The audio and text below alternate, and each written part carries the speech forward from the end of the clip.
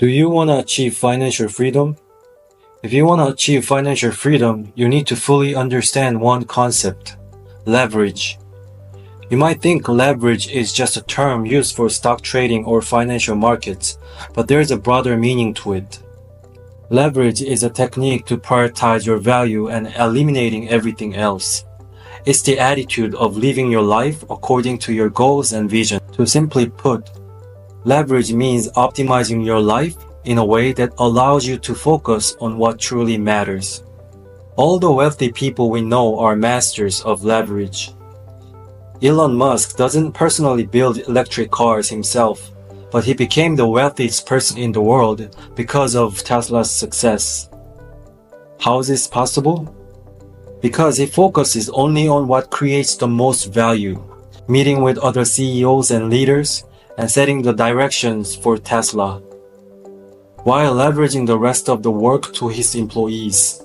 In other words, he works less with his labor, but works with leverage. This is how you achieve financial freedom.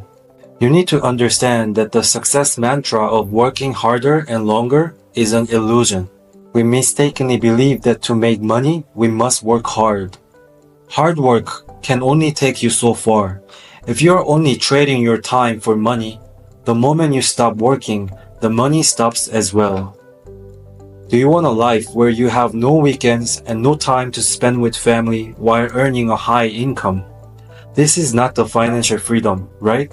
Now the question is, how do you leverage your efforts? I'm going to talk about 3 types of leverages in life you can apply immediately. First, let's talk about time leverage. To achieve financial freedom, there is a resource you must invest in: time. Everyone has 24 hours a day, but some are poor while others enjoy financial freedom. Why? Because they use their time differently.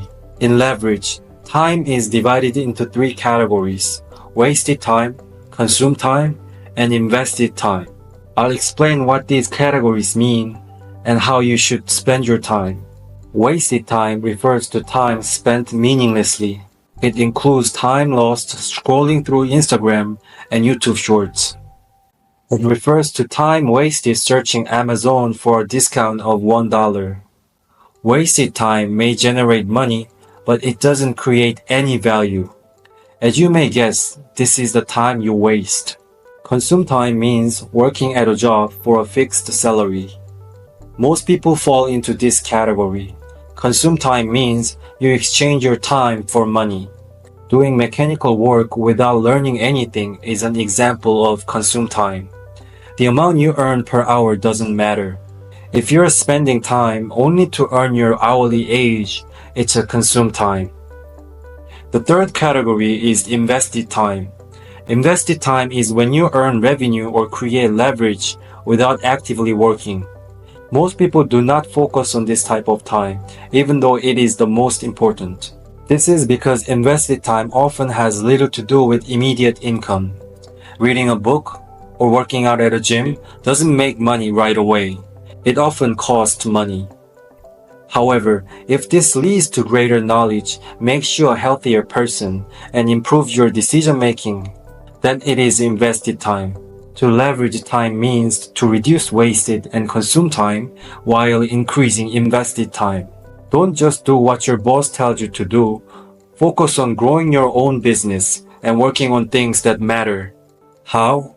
You can leverage your time even while doing the same work you've always done. Watching YouTube Shorts and Instagram without thinking is wasted time. But analyzing what content is popular and what kind of YouTube videos make people want to buy something becomes invested time. Using that experience, you may start your online marketing business in the future. If you are a delivery guy and get paid hourly, that's consumed time. But while delivering the pizza, if you analyze why certain restaurants do well or study which areas are popular, that becomes invested time. The same goes for your job. If you only do what your boss tells you to do, that's consumed time. However, analyzing how the company makes money and learning how to communicate with teammates can change consumed time into invested time for your future business. No matter what you do, you can change the nature of your time into invested time. Successful people have a significantly higher ratio of invested time. The important point, as I mentioned earlier, is that invested time often doesn't correlate immediate income. Reading books, working out, or studying investing won't bring in immediate income. In fact, it might even cost you money. YouTube is the same. Without any subscribers, you're not making money. Some people might say you could make a few dollars delivering pizza instead of working on YouTube. But let me tell you something. Earning $100 an hour is less valuable than earning passive income through business investments, even if it's just $10.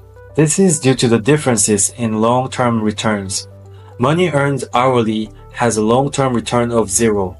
It doesn't matter how much you make per hour, whether it's $10 or $100, if you don't work, you don't earn. You cannot get wealthy when you are paid an hourly wage. However, with YouTube videos, once you have a hit, the view count of all your content can skyrocket, creating exponential income.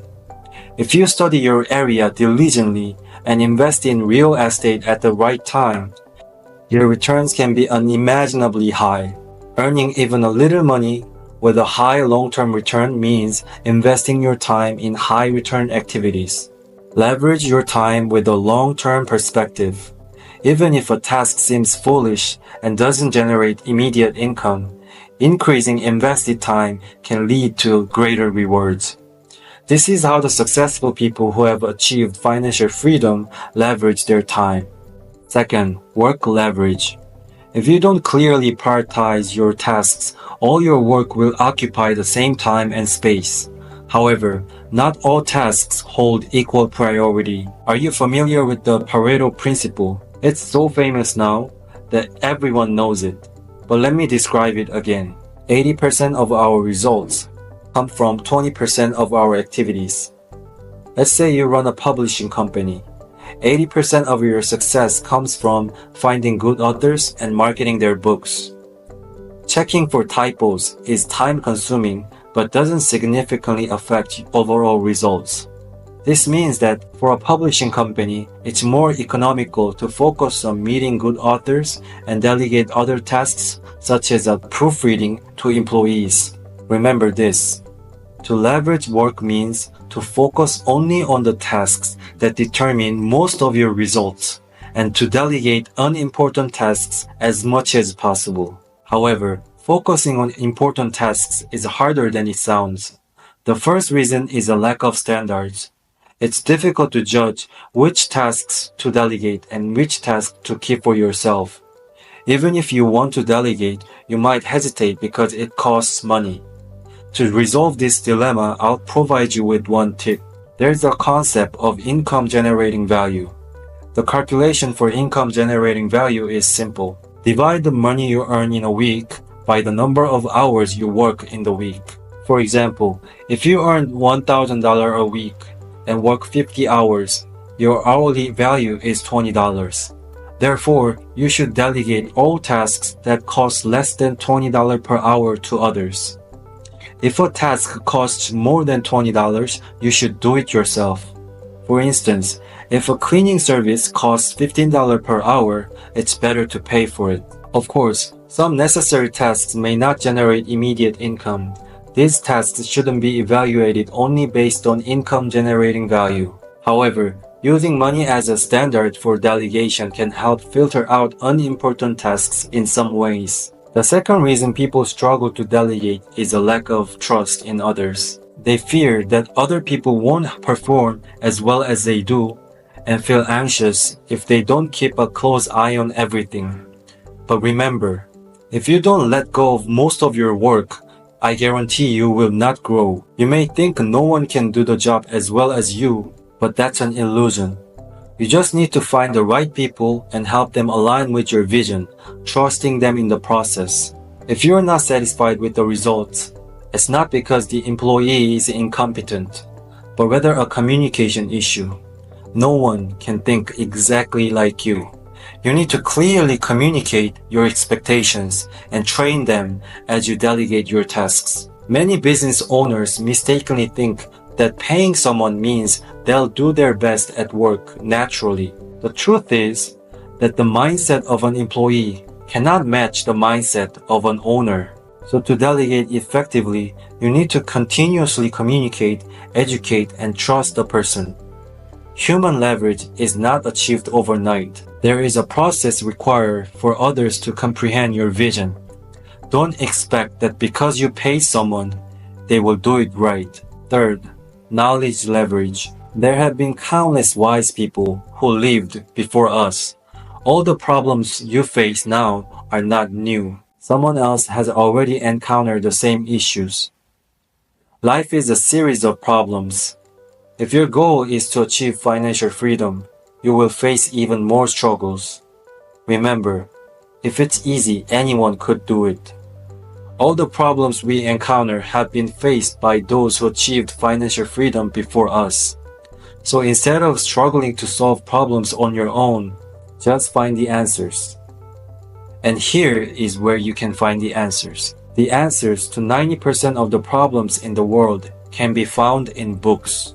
The remaining 10% can be solved as your skills improve while solving the first 90% of the problems. Books are the best leverage for overcoming difficulties, as they provide you with the knowledge and experience of those who have experienced before us. The effectiveness of leveraging books has never been better. How many people around you actually read books regularly? Many don't even read one book a year. Nowadays, just reading one book a month can place you in the top 10% of knowledge. There are numerous excellent books released every day that have answers to many problems. Not reading books is like deciding to live life the hard way. The second way to leverage knowledge is through partnerships. The authors of books are not the only ones who have faced the same problems you have. Many peers in your field face similar challenges. They don't have to be in the same industry. Even if they are in different areas of work and have different personalities, successful people encounter similar problems and solve them in similar ways. Look for the people who are on the same journey as you, especially those slightly ahead of you. Remember this. You should be the least experienced and least wealthy person in your group. There's a saying that a person is the average of the 5 people they spend the most time with. If you surround yourself with 5 people who are better than you, you will naturally upgrade yourself. Your success isn't determined by where you are, but by whom you associate with. Seek out people who are better than you. Investing in your network is one of the most high return investments you can make. Your network is your most valuable asset. No genius has ever succeeded by sitting alone at a desk. Everyone leveraged the knowledge of those who are better than themselves. Again, almost every answer to your problems already exists. You don't need to work harder to achieve financial freedom.